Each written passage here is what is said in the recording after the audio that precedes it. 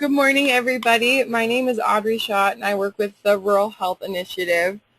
The mission of RHI is to engage partners to share ideas and expertise and to support communities in improving health while stimulating a higher level of wellness across the state. Thanks for joining us today for the first webinar put on by the Building Active Communities Initiative, Achieving Active Community Goals. As most of you probably have already figured out, Cathy and Jerry will be our presenters today. And this webinar is going to be the first one in a series that they're going to do throughout the rest of this summer and early through the fall. Cathy and Jerry will take over here shortly after you all introduce yourselves. And I believe that their format today, they want to leave it in an open discussion form. So questions will be asked throughout the presentation if you have them. Is that correct, Cathy? Yes. All right. It's conversational, very relaxed. All right, and then like Cathy said, if you'd like to mute your line or unmute your line, it's *6. And if that's all I have, Cathy, if you'd like to have everyone introduce themselves. Okay, what I'm going to do is just call out the name of the community, and if someone's on from that community, if you could just let us know, and then let us know your name and what you do or what your interest is in this effort. So how about Glendive? Cathy, and I'm on the road, so I hope I can keep in contact the whole time, but I probably won't do a lot of talking. Okay, thanks, Peggy. And I think Jen is on. Okay. Is there anyone else from Glendive on? Okay. Probably will be, yeah. Okay, maybe not yet. How about Great Falls? This is Bill Bronson. I'm the City Commissioner in Great Falls. I'm participating both on the web, and I also have you on the conference phone today because I'm actually up in Havre doing some work up here. Oh my goodness. Wow. We're all over the place. Okay, great. Thanks. And Lewistown. Dwayne Ferdinand. I'm the Planning Director for the city and the Historic Preservation Officer as well. Great. Anyone else from Lewistown? Okay. Kalispell? Yeah, Mike Baker. I'm the Parks and Recreation Director here in Kalispell, and we manage all the pet paths and shared use paths and for the community. Great. And I'm Jennifer Young, and I'm the Recreation Superintendent for the City of Kalispell. Welcome, both of you. And Sydney. I'm Gail Frank. I'm on a county physical activity action group in Sydney, and I'm also a board member of Bike Walk Montana out of Helena. Great. Thanks, Gail, for joining. Anyone else from Sydney? I thought Heidi was going to be on, but maybe she's having trouble. Butte.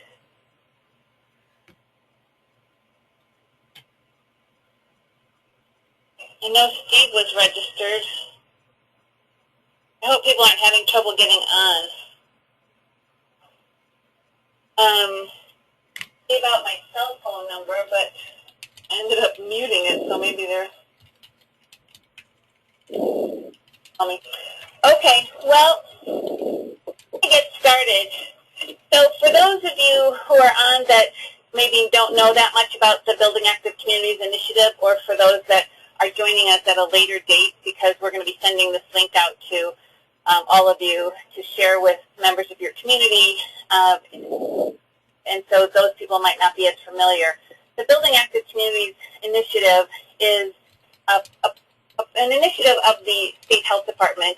I am the person that oversees the program at Montana State University, and there are two mentor counties, for lack of better words, mentor counties, Lewis and Clark and Yellowstone County, who have been working in these areas for quite a long time and can hopefully be helpful and have been very helpful in the architecture of this initiative. So we had an action institute last March where there were 18 people, 3 from each of the 6 communities that are well, they're not all on the call today, but you were all there in March, and we learned together about a lot of things related to building more active communities, places where people of all ages and abilities can walk or bike or take the bus if they need to, and basically access their environment, whether you're a child or whether you're a senior citizen.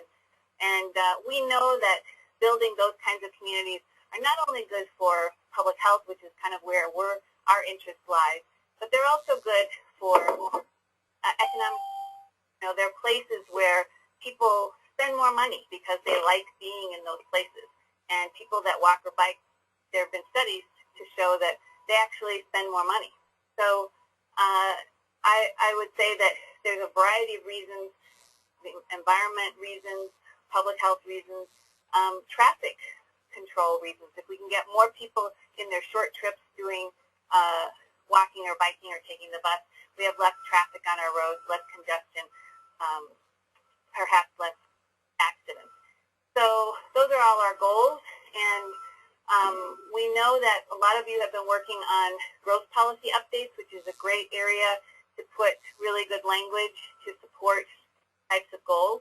And you know, you're either in the midst of it or you're just beginning it, or you will be doing growth policy updates. So when I was talking with Jerry, who's one of our statewide advisors on this project, by the way, we have 9 statewide advisors, and you're all welcome to their expertise because they have a lot to share. But it's all up to you as to whether you want to you know, talk to them or through us get in contact with them if you have a particular issue. But Jerry has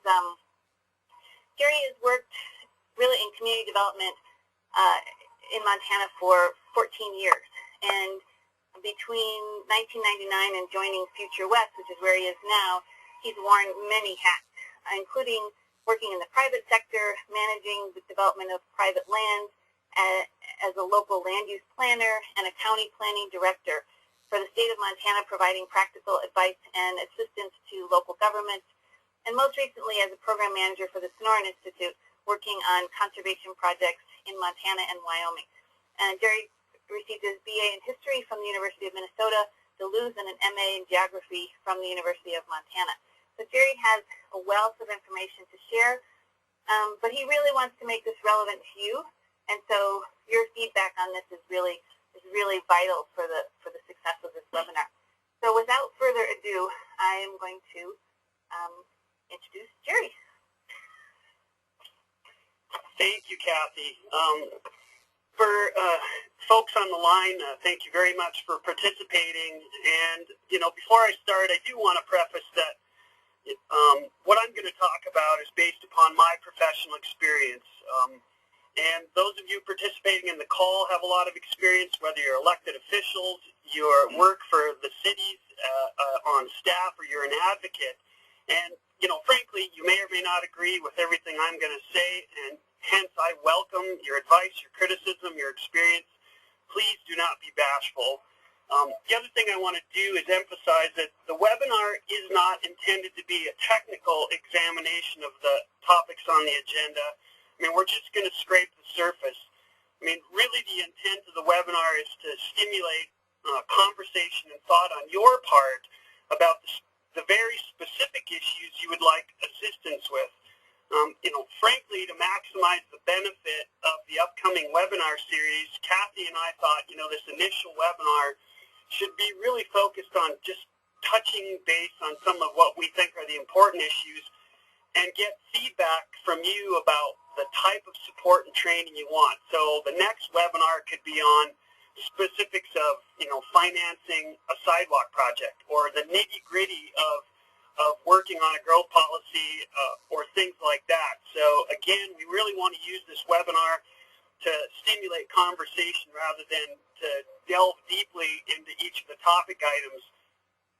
So, you know, I'd really prefer a lively discussion if we can do that. Don't be bashful.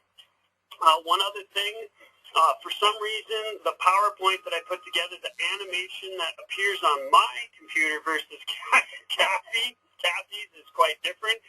So if you're grinding your teeth saying, what kind of a mess did he put together, I apologize. We'll do the best we can. So So on to the discussion. Let's just make sure everybody can hear. So can everyone hear? I know you might be on mute, but is anyone having any trouble hearing? Yep, good to go. Okay, great. And Steve, did you end up getting on? Steve had? No, someone else joined later. Okay, never mind. All right, thanks. All right. So what I want to talk about, or what, from my perspective, are the 4 building blocks of successful planning and community development. And if we can get the, let's see. We're trying to get the PowerPoint to work. Oh dear, what happened? Oh my God, my computer's completely locked up. Bear with us, folks. You gotta love technology. Everything was working completely fine, and now it's not working at all. How come this can work? That is weird. Oh my goodness. All right, wait a second. No, I don't want to do this, so. No.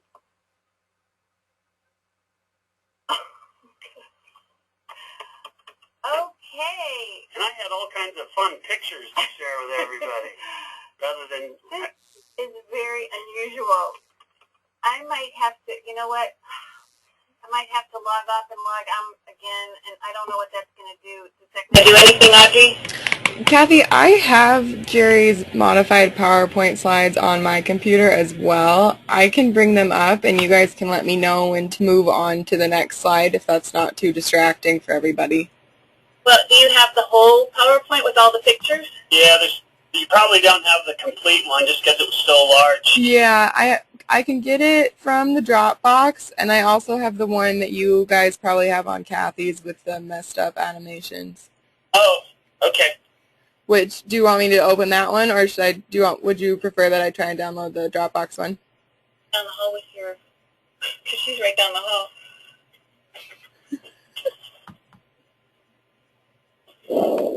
I don't know if I'm going to be able to see it, though, on our screen, because my screen is completely locked up.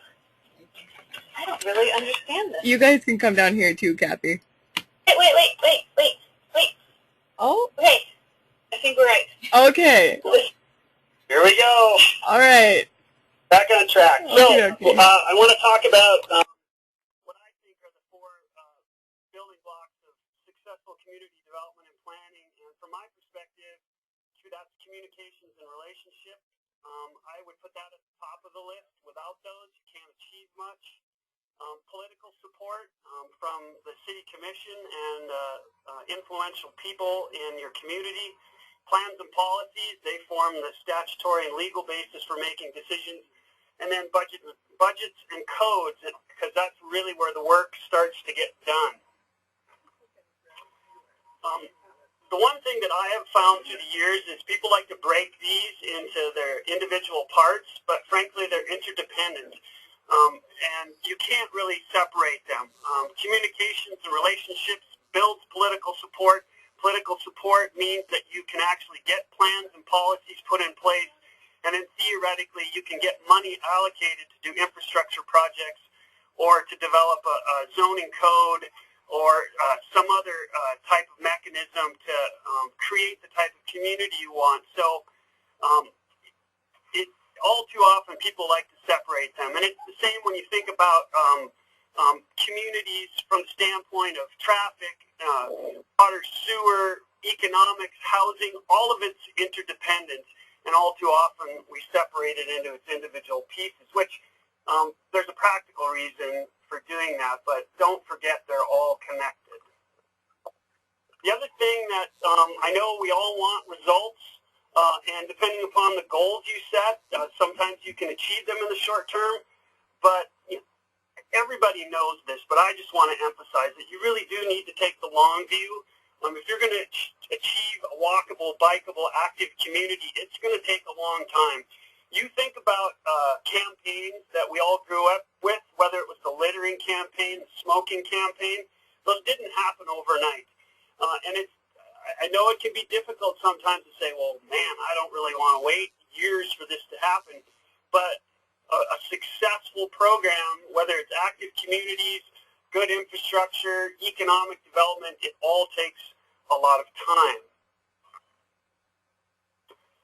So communications and relationships. From my perspective, building support for planning typically is always focused on workshops, public meetings, outreach, the typical stuff that we see at the city council hall or the commission meetings, planning charrettes where you sit down with folks and talk about what they want to have happen.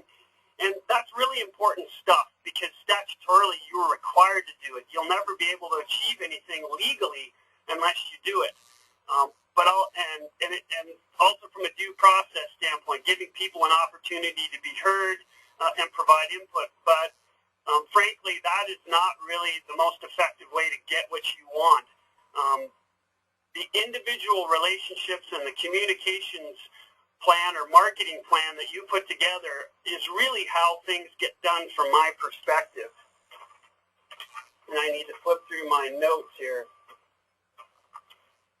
So you can see on the screen, this is the typical type of meeting we've all attended. I don't know, I wish I had $1 for every public meeting I've been to, and they're very important.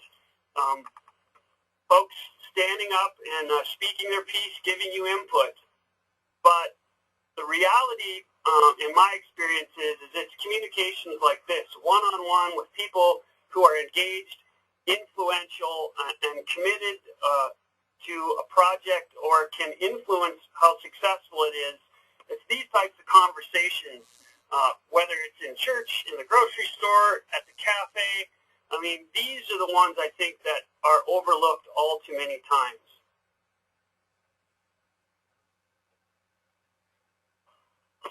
So each one of you in each of your communities, you have influential people.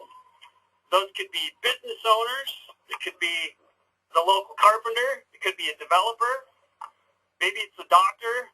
I love this photo because sideburns are back in, so, and maybe it's the local convenience store owner, but there are influential people in your community who really can determine the success of a project. And again, that's not to minimize public input at public meetings, but an example is that I was talking to Cathy about is in eastern Montana in the Bakken, there's a small town who I typically won't name names on communities, but they were in a situation where their wastewater treatment plant was at capacity and they're dealing with housing issues because of the oil boom. Because of conversations, private conversations between state staff at DEQ, legislators, industry folks, and people from that town, they were able to create a relationship and agree that one of the best things that could happen for the town, the industry, and for the state was for them to work together on upgrading the wastewater treatment system in that town. It benefited the industry because they would be able to put a man camp online quickly to treat wastewater treatment, treat wastewater versus trying to develop their own off-site system, which was going to take a lot of time and money. The town is going to end up with a new system, and will have that when the boom someday does subside. And while they will and did have had public meetings, I can tell you that the agreement and the rock-solid work that happened wasn't in a public meeting. It was a bunch of folks standing in a hallway at the Capitol talking about how to fix this situation. And those are important relationships, and that, I mean, that's really, from my perspective, where things get done. And I've got some more examples. The other example I would throw out is there was a county zoning proposal. The county will remain nameless, but overwhelming majority of people in the county supported the creation of county zoning, large lot zoning in the rural areas. The commission was on board. Apparently, they had verbally said that they had supported that, and it was a small group of folks, very influential folks, who ultimately scuttled that project, for better or for worse. I'm not making judgments about whether the decision was right or wrong, but I know that the people who were backing that zoning really wished that they would have thought about, one, doing better outreach to the elected officials and talking to that small group of folks who ultimately influenced that decision. I use these examples because those are the types of things that are overlooked all too often in lieu of public meetings and your traditional public outreach. So when you think about communications and relationships with influential people, whether it's a business owner in town, think about why they would be interested in active communities. I mean, to me, it would be the economic benefit, more traffic in their storefront, bikes, walkers, pedestrians, and the like. You know, from a school superintendent who could be very influential. Studies have shown that when kids are active, their academics are much better. If you can get kids to walk to school, transportation costs are going to be cut. And for those of you that know anything about school transportation costs, they are huge. Any superintendent in the state would love to dramatically cut their busing costs. A pediatrician, theoretically, they're concerned about child's health, especially with type 2 diabetes and obesity. Parents, children's health and safety. The example that really comes home to me is if any of you have seen in Helena, they closed Central Elementary School at early in 2013 because of structural concerns over the building with regards to seismic issues. Now all of the parents who, most of the kids were able to walk or bike to that elementary school, and one of my kids was one of those kids. Now we all have to drive our kids to school. I spend an extra 2 hours a week and an extra 15 miles a week driving my daughter to school because there is no safe route to get there.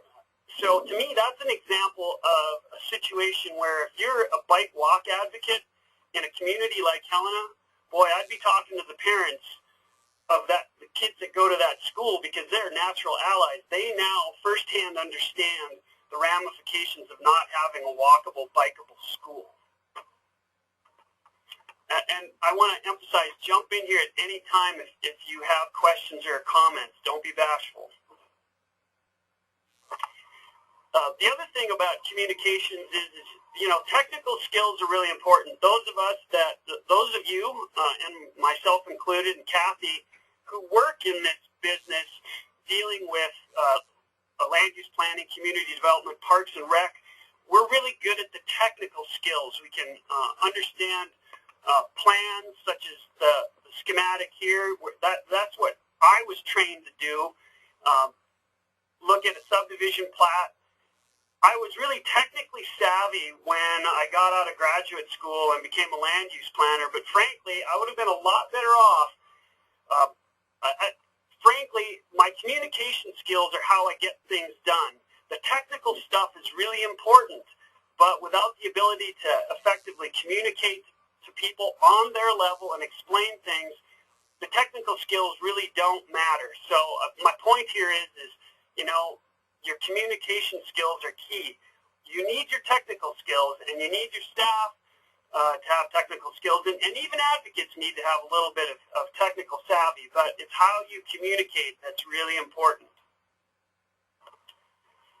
You know, the last thing I would say about communications is you're going to need them, and some of you have already run into these issues when you're addressing skepticism and opposition. Agenda 21, most of you have probably heard about this. It's an issue that isn't going away anytime soon, and unless you have a good marketing campaign and good communication skills, it can derail things, as I know is a fact in some of the communities that Cathy's working with. And then fiscal conservatism, and I don't say that in a bad way because, frankly, I'm a fiscal conservative. But you need to be able to communicate really well to those folks about why, you know, complete streets, walkable, bikeable communities are important. So, you know, when you're dealing with skepticism or opposition, you need to be prepared, have a good marketing and communications plan. And the last thing I would say about that is if there's interest in that type of assistance and training, there are folks that we work with in the region that we can probably get on board to help people from outfits like Resource Media or Action Media. So before I move on from communications, does anybody have any questions or input?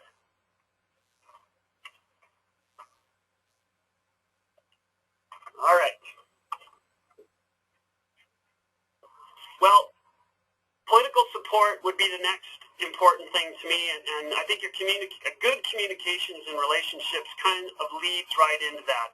I mean, the bottom line is the support of elected officials is how things get done. They are the ones who adopt plans, policies, codes, adopt budgets, and budgets, as we'll talk about a little bit later, is really where the work gets done because the money is allocated. And we all deal with a variety of elected officials. Some are sympathetic.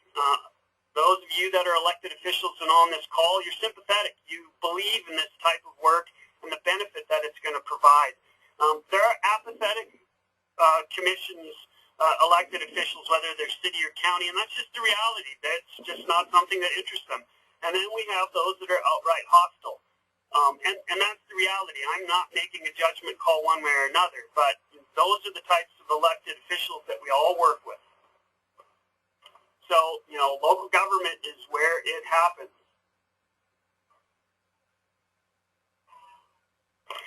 So for those of you that work with sympathetic commissions, that's great. I mean, that's fantastic. It makes your work a bit easier. But for those of you that deal with apathy or actual hostility towards active community work, there's no simple way to get around it. You've got a lot of work to do, and I would say, don't let it daunt you. But you're like this guy looking up this railroad grade in, I think, out of Leadville in Colorado. If you've ever been to Leadville and you've seen some of the places where they mined silver and built railroads, yeah, it's a steep hill, but that's the reality. And if you want to achieve this work, you need to put your back into it.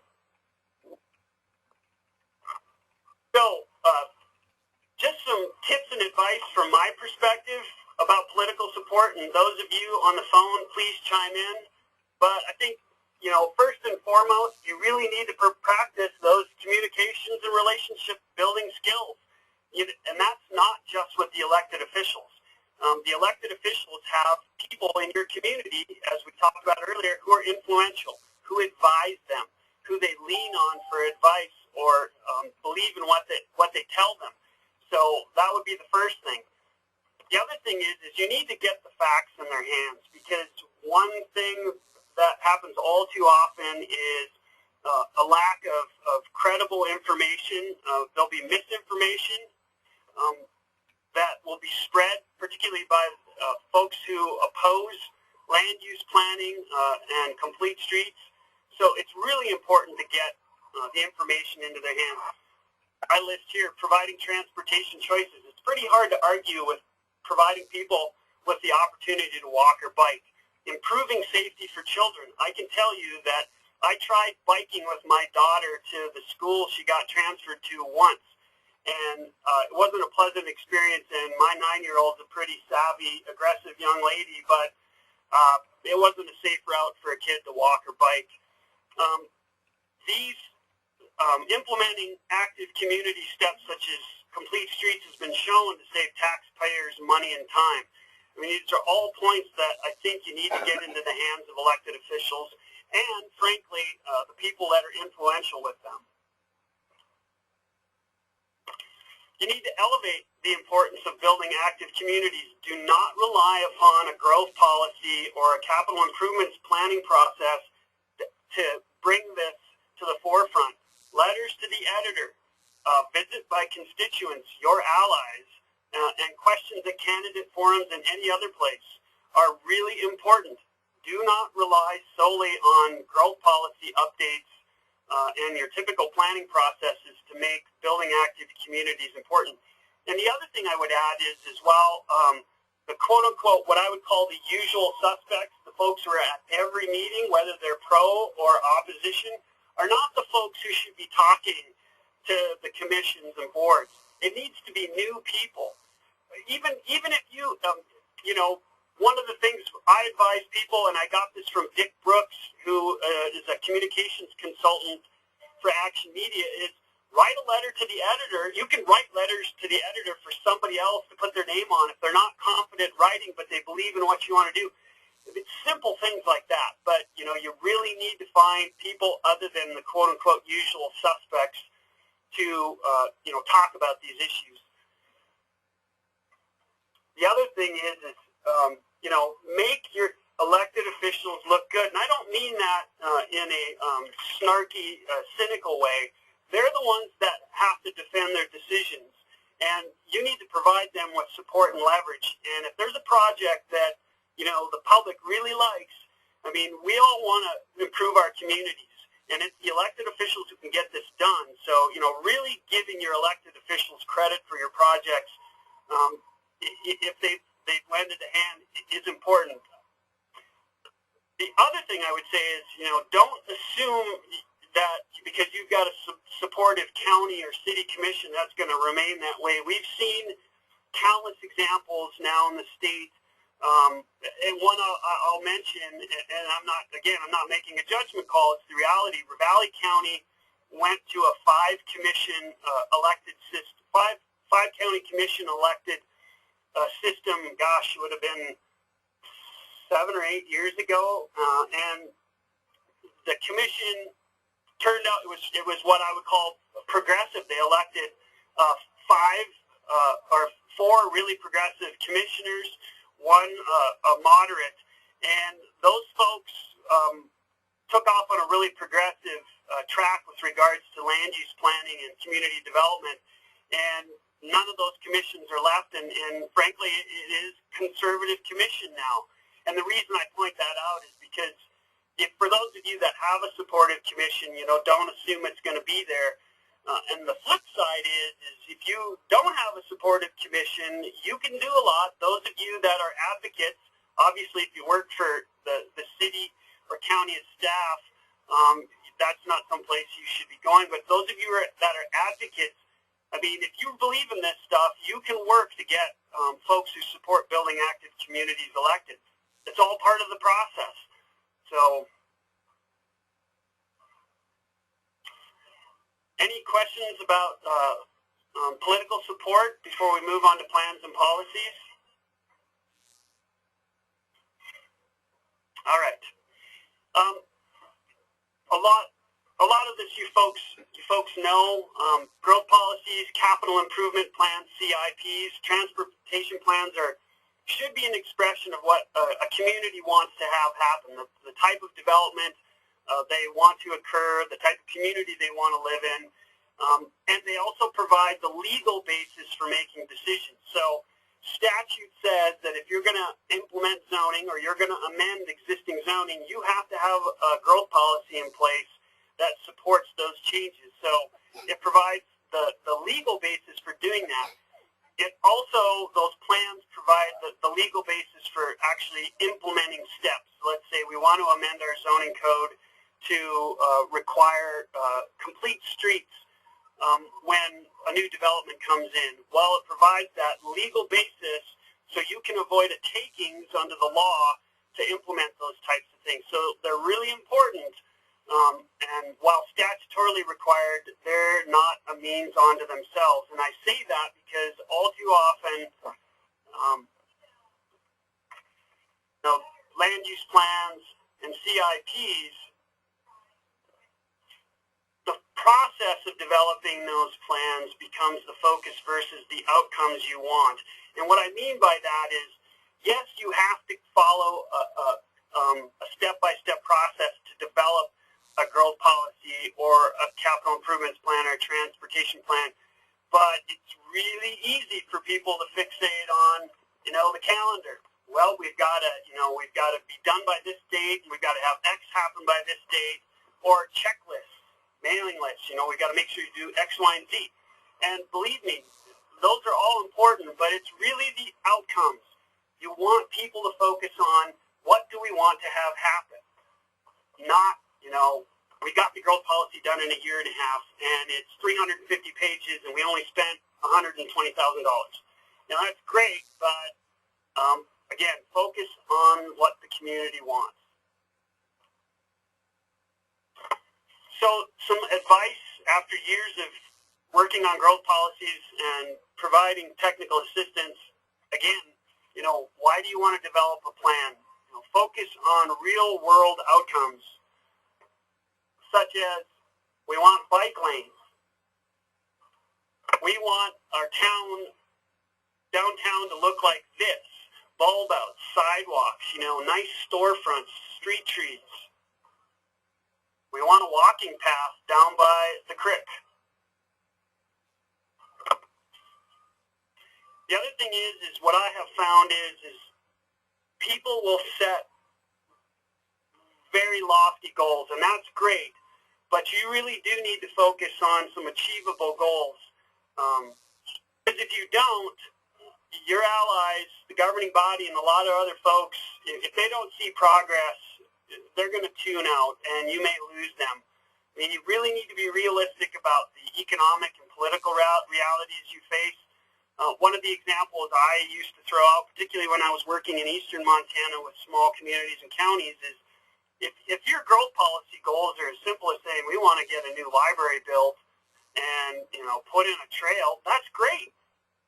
They're achievable. People will see results, and theoretically, they're going to buy into the fact that planning has done them some good.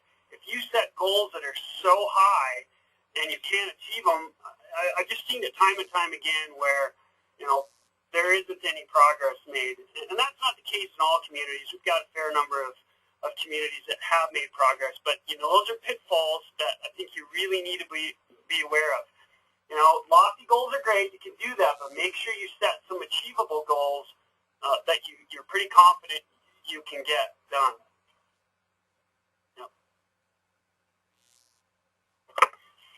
The other thing I would say is avoid complex narrative, facts, figures. I've seen just about every growth policy in the state of Montana, and some of the documents that I see for small towns, the average person cannot understand. I mean, one, they're not going to pay attention to it because it's too complex.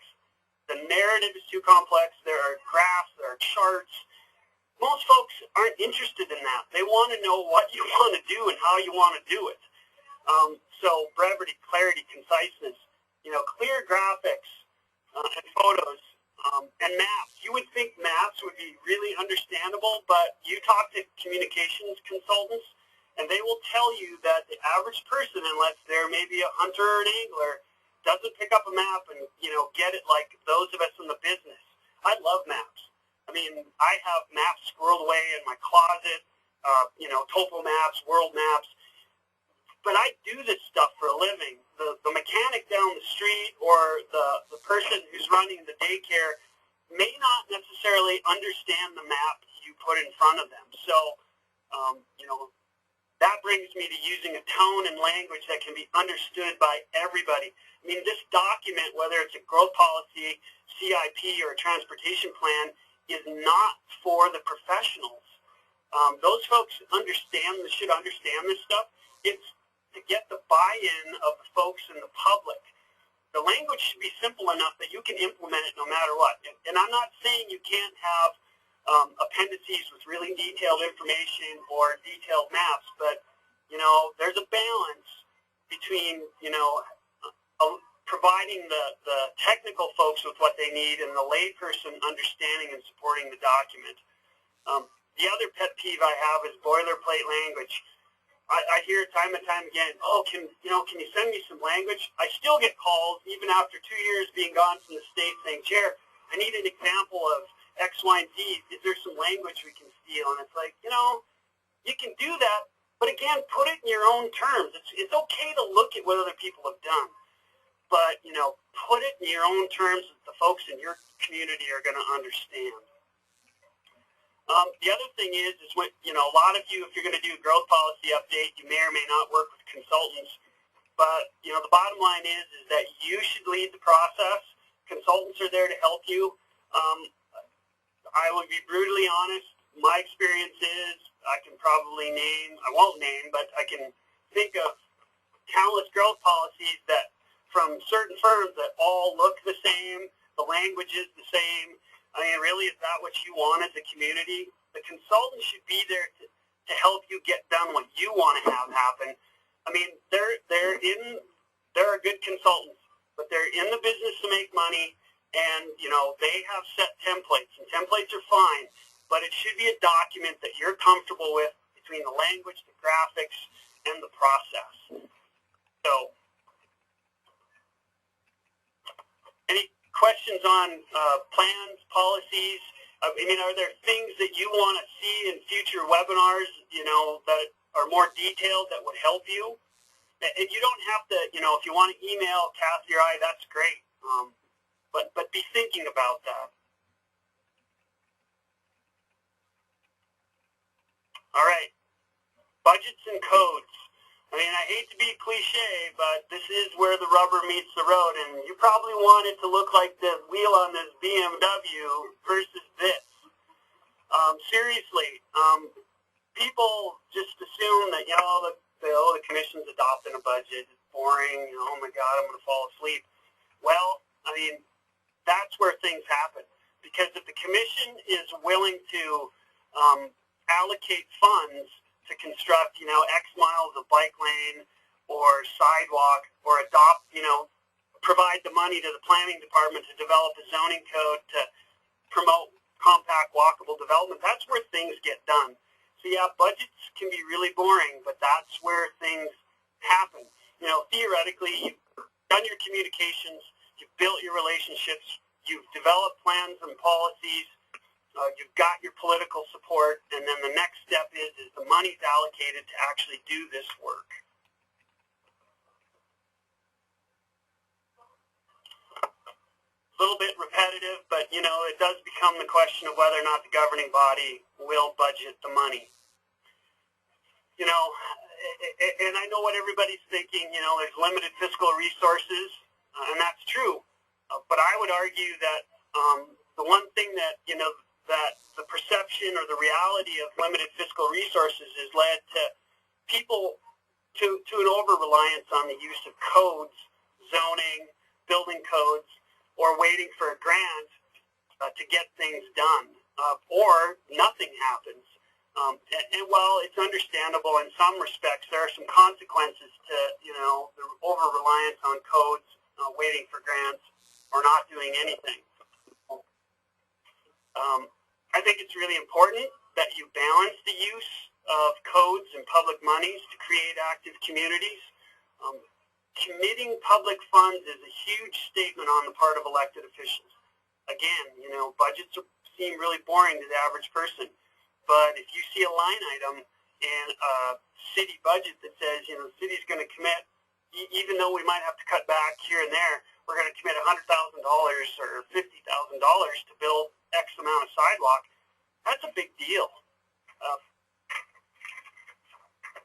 Gary? Besides that, it's a huge statement of support when a city commission or even a county commission allocates funds for these types of projects. Jerry? Yeah. Hey, this is Karen Lane and Helena. Hey, Karen.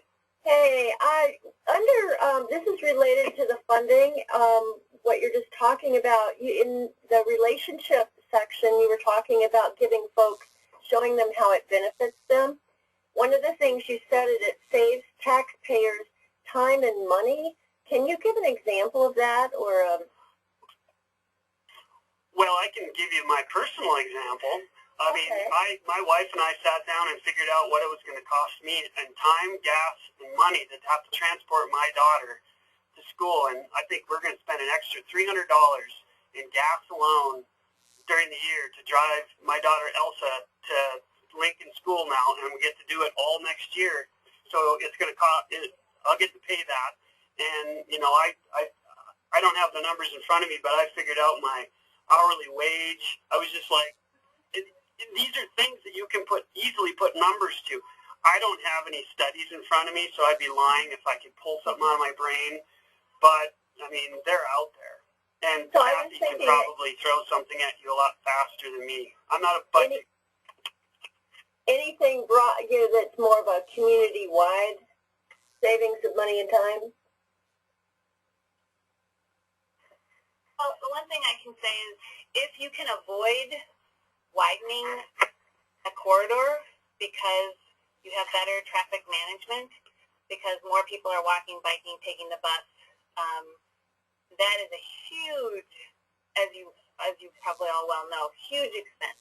So if you can delay or avoid doing that because you can offload some of that, we have so many trips we make of, half mile, mile, or, 2 miles, which are a very bikeable distance or less.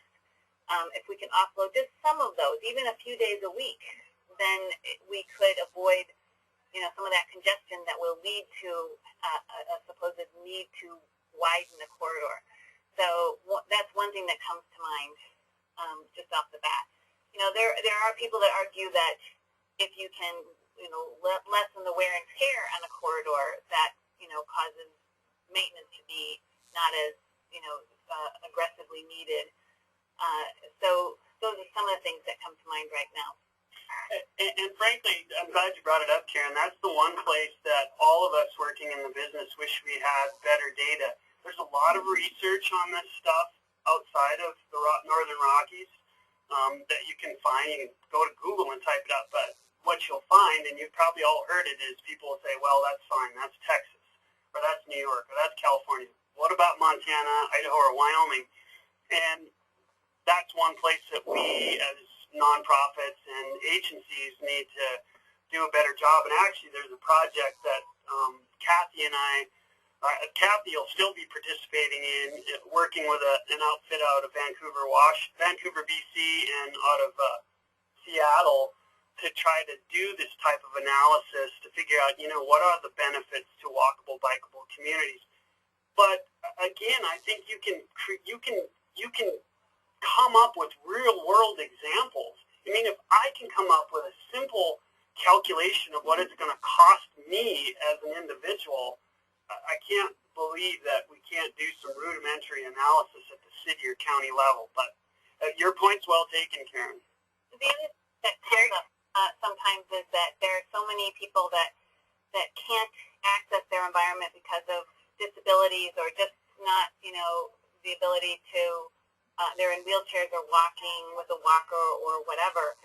And therefore we set up these elaborate pick-up ride, dial-a-ride kinds of things to take their home because really they can't access the bus stop because there's no curb cuts or the sidewalk's in bad shape or there is no sidewalk. And therefore the local government's spending a lot of money to do this pick up and drop off exactly where people need to go when they could actually take the public transportation if it was accessible. So that's another example. And then, the other thing I would throw out, and it's not related to building active communities, but you can extrapolate from this. The Sonoran Institute did research for Gallatin County and for Beaverhead County and looked at the cost of dispersed rural development and the cost on road construction and maintenance. And rural development doesn't pay for the road network it utilizes.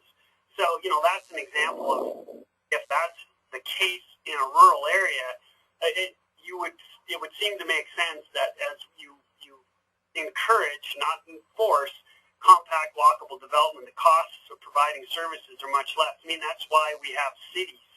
Cities themselves are an example of the fact that in cities you can provide services much more cheaply at a higher level of service than you can out in a county. That's why we have cities. That's why cities that's why cities came into being, not only for commerce, but that, defense and services. It's much easier to deal with all of that at a compact level than spread out over miles. So, but, bottom line is we all realize we need concrete research. Right. And I would say that, building active communities, as you know, in the information we gave you in your binders and everything, is not just about bike lanes and sidewalks and bulbouts. It's about compact development. It's about mixed use. It's about, making destinations accessible. It's about, making sense out of how you build so that you can save money and people can save money because they can use alternative means of transportation. Because we know gas prices are probably not going to go down. The price of owning and operating and maintaining an automobile is pretty high. And we have statistics like that called the Health and Transportation Index that show, where you live and how much you're spending on on transportation costs is related. So that's another thing to think about. Any other thoughts or questions? This is Jen and Dawson. Can you hear me? Yep. Okay. You know, I'm new to this initiative. I came on about 2 months ago, and one thing that I had found as a resource that pertains a lot to what we're talking about is a document made by the Genesee Transportation Council in New Jersey.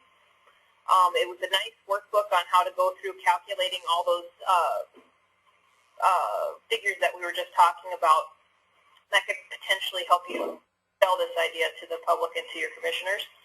And it has lots of case studies where they've enacted complete streets policies and how that benefited their community and what the real value, real calculated value of those streets would be.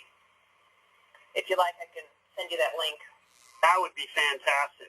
That would be great. I'll send it in as a question on the chat. Okay. Anybody else? Yeah, this is Laura Homeland from Billings, and I'm one of the coaches for Building Active Communities Initiative. And the main thing I would like to drive home that everybody keep in mind is if we build things correctly the first time, if we plan well, then we don't have to go back and fix things or redo things or change them, which is far more costly. So all of these plans that these communities are looking at, whether it's a transportation plan or a growth policy update or a sidewalk prioritization policy, really matter now and getting it on the ground correctly now. And in some of our communities that are just growing exponentially so quickly, like Sydney and Glendive, every decision every day is going to make a difference 50 years from now. So, you know, you look at costs and it might be something that you can do an equation on, like Jerry gave in his personal family's budget, or it might be something that's got longer standing issues related to it, but it's all going to drive everything else having to do with development. And all of these principles will give you a more vibrant economy in your community, a more affordable city and county infrastructure, and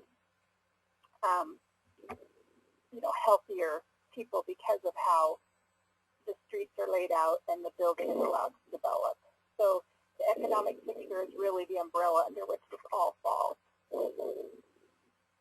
Laura, and I would dovetail on that to say that, you know, if you look at the old neighborhoods, the old grid streets, how many of those homes do you see being torn down versus the Kmart that was built in 1980? I mean, you're right. If you do it well the first time, it lasts. So it's obvious that strip development was designed to last 20 years, and bam, it's gone. But you look at the old neighborhoods, the old downtowns, most of those buildings are still there. Doesn't necessarily mean the downtown buildings are vibrant, but they're there. I can't tell you how many pictures I have of big, sprawling, low-density, big-box type stores, whether it's a big grocery store, or whether it's an old strip development that is abandoned, left empty, and now it's going to be a very difficult redevelopment project.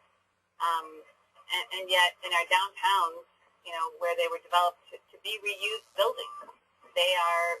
You know, they've been reused and repurposed so many different times, and so that's a big, you know, that's a big cost savings. Didn't someone presented the thought that Walmart buildings are for 15 years lifetime? Yeah, that's the average number I've seen. No, Walmart doesn't expect them to last very long. Thoughts? Well, you know, we're almost done here, but I guess, you know, when it comes to budgets and codes, you know, the statement here is I think a balanced approach.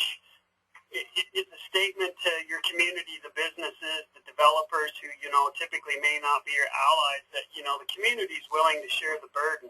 Again, you know, in a lot of jurisdictions, particularly counties, I would say, there's been an over-reliance on the use of codes, subdivision regulations, and zoning. in some instances to get what they want as far as exactions and things constructed.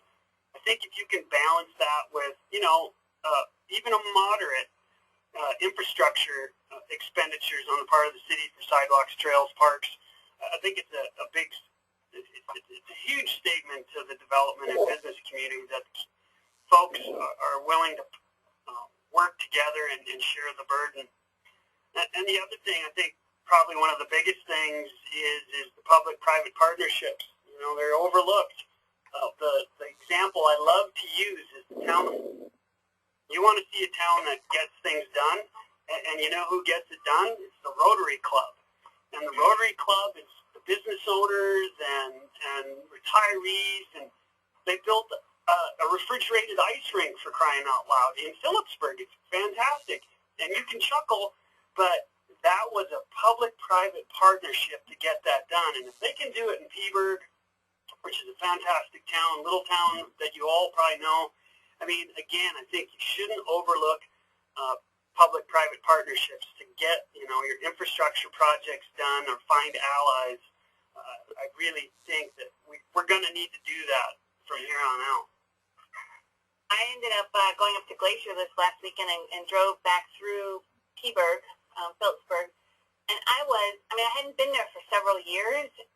It is amazing what's happened to that town and how vibrant it was. It was a Sunday evening, and all the stores were closed, yet there were people on the street. There was like a pop-up little band that started playing on the corner of that place, and there were all these people, young people, outside listening to this band. And I was just like, wow, this is impressive. And all the storefronts were meticulously, put together. Their signage, their the furniture, street furniture, and the foliage was beautiful. And I was super impressed. And it's happened within the last 20 years that I've lived here, because that wasn't the way it looked 20 years ago, I can tell you that. So that's a relatively small amount of time, for a complete change in the community. I was so impressed. I'm glad that you brought that up, Terry, because that was amazing. Well, I think ultimately what we all want to have happen is have everybody look like this little gal with a big smile on her face, hopefully not full of spaghetti, but sorry, I had to add that for humor. So, with that, what I would say, again, this was not meant to be, a technical analysis of these topics. Cathy and I really just wanted folks to think about, okay, what do we really want for technical assistance, particularly from these webinars, based upon what we've heard, and maybe none of what I talked about is what you want, and that's fine. But as long as it stimulated some thought on your part, and you're like, I think this is what we need, or I'm going to take this back to, the commission or the other advocates or staff and say, these are the things we want to see. So that was really the intent. It was just, we'd be happy to answer questions about where we go from here, or, you can weigh in and say, I think this is what we want. And I'll quit jabbering on. Okay.